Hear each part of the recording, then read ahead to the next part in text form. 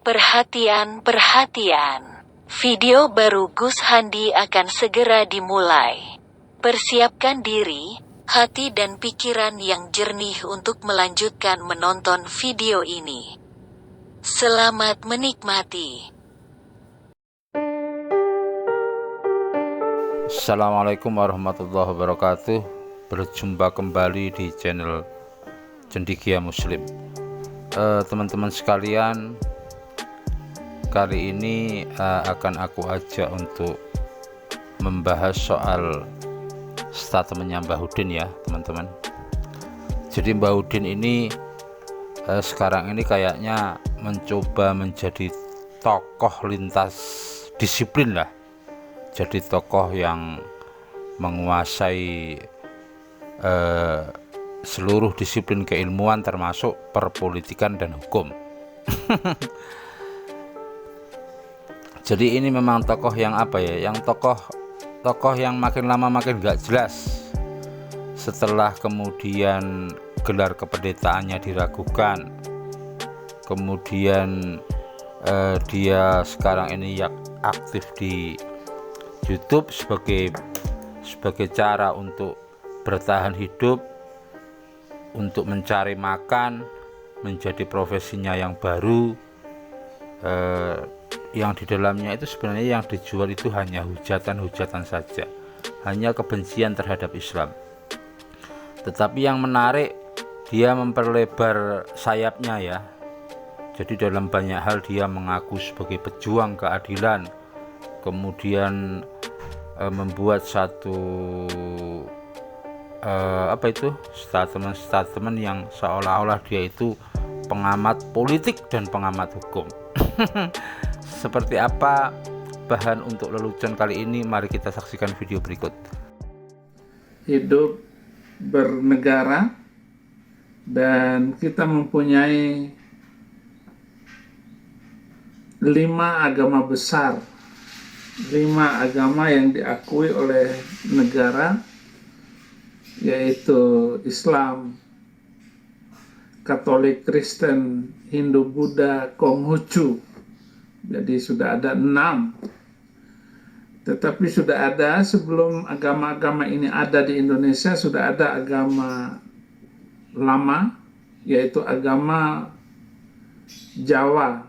Misalnya Sunda Wiwitan, agama Adam Adari, agama aliran kepercayaan itu juga adalah agama karena sistem keyakinan. Hanya pemerintah Indonesia sampai kepada zaman teknologi baru ini belum mau mengakui keberagamaan dari aliran kepercayaan. Mestinya ya biarkan saja mereka percaya dengan keyakinannya itu.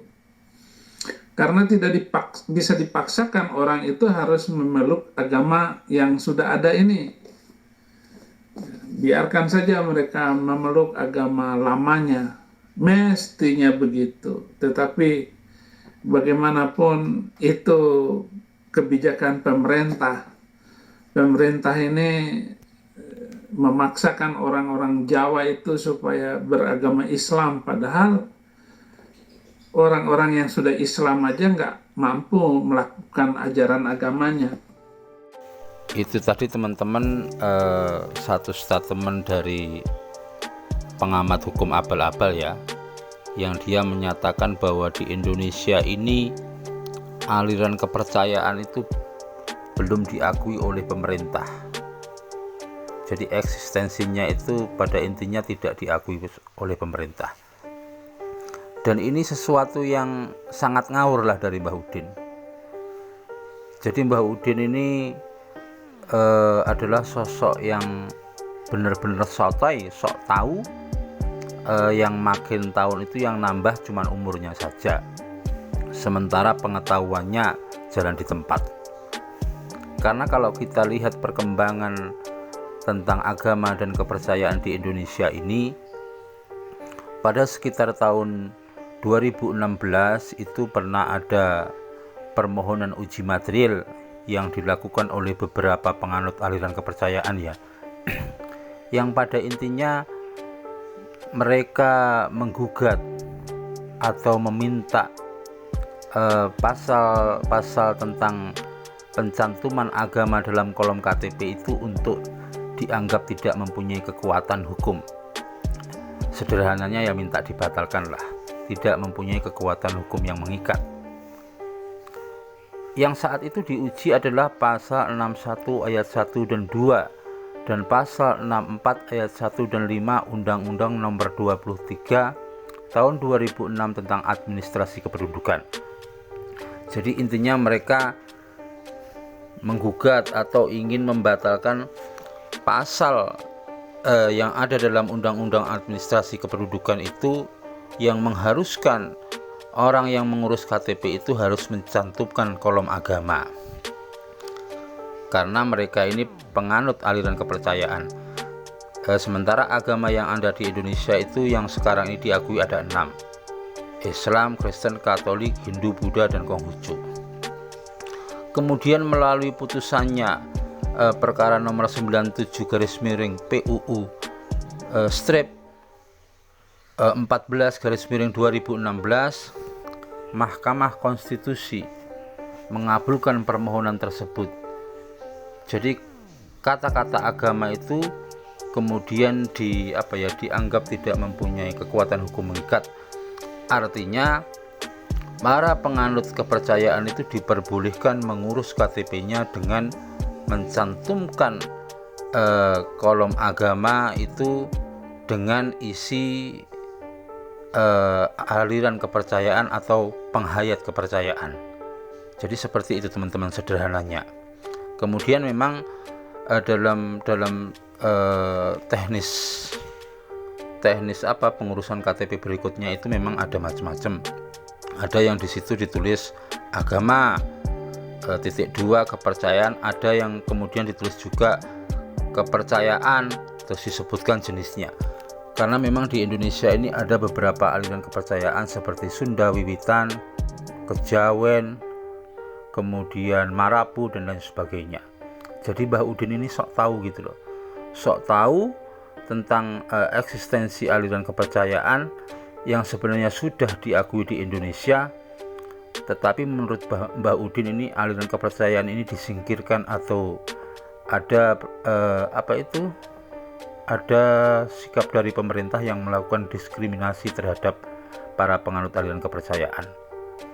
Ini satu statement yang sok tahu dari Mbah Udin. Makanya Mbah Udin ini aku sarankan lah untuk banyak belajar lah. Jangan ngomong sebelum membaca data. Itu teman-teman. Selanjutnya yang mungkin sudah menjadi kebiasaan Mbah Udin lah. Terhadap semua isu itu akan selalu dibawa sebagai bahan atau sebagai dasar untuk menghujat Islam. Kali ini Mbah Udin itu menuduh pemerintah melarang aliran kepercayaan tumbuh subur di Indonesia, atau dengan perkataan lain Mbah Udin menuduh pemerintah Indonesia ingin menjadikan bahkan memaksa para penganut aliran kepercayaan khususnya di Jawa ini agar semuanya memeluk Islam. Inilah karakter dari Mbah Udin ya. Jadi orang yang suka memfitnah, menghujat, memprovokasi. Padahal sikap kita sebagai orang Islam sudah sangat jelas sekali bahwa dalam Al-Quran itu mengenai pilihan sebuah keimanan atau sebuah agama itu tidak pernah ada paksaan. La ikraha fiddin, tidak ada paksaan dalam beragama. Lakum dinukum waliyadin, bagimu agamamu dan bagiku agamaku. Demikian juga apa yang dituliskan oleh Allah Subhanahu wa taala, difirmankan oleh Allah Subhanahu wa taala dalam Quran surat Al-Kahfi ayat 29. Di situ kurang lebihnya Allah berfirman,